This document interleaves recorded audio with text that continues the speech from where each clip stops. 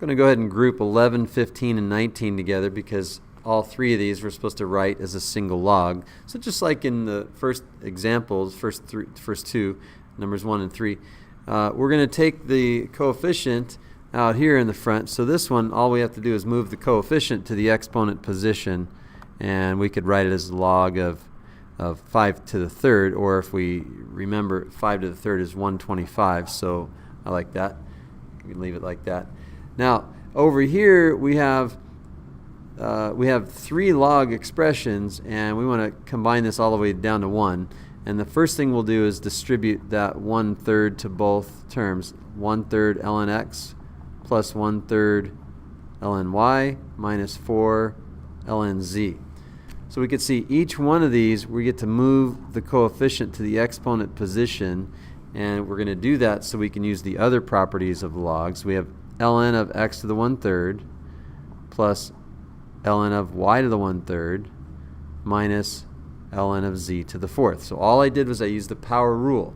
And now I'm going to use the product rule, meaning when we have the sum of the logs, we can rewrite that as the log of the product.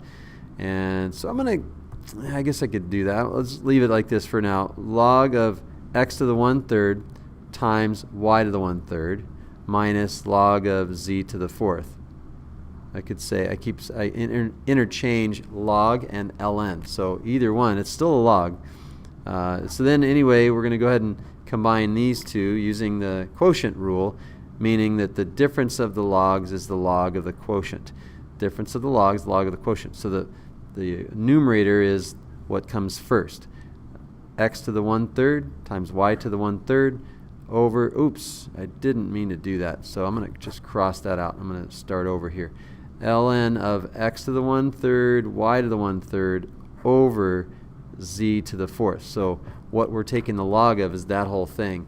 And I could leave it like that, or if I want to combine the x and the y to the 1/3, I could write that as ln of the cube root of xy all over z to the 4th. That looks a little bit nicer to me, so I'm going to go ahead and leave it like that.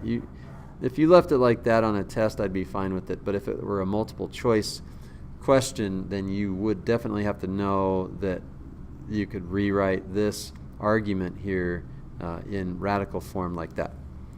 And I'm going to go ahead and finish number 19 as well.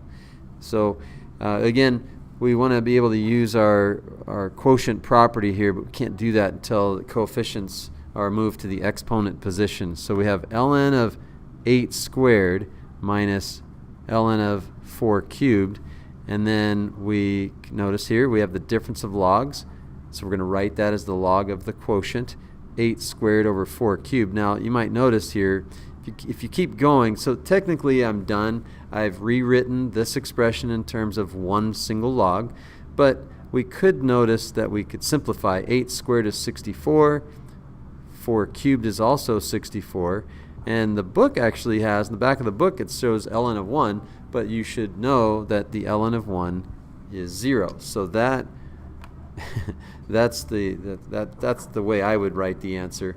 Again, the book has ln of 1, so if you left it like that, that'd be fine as well, because it did say write as a single log.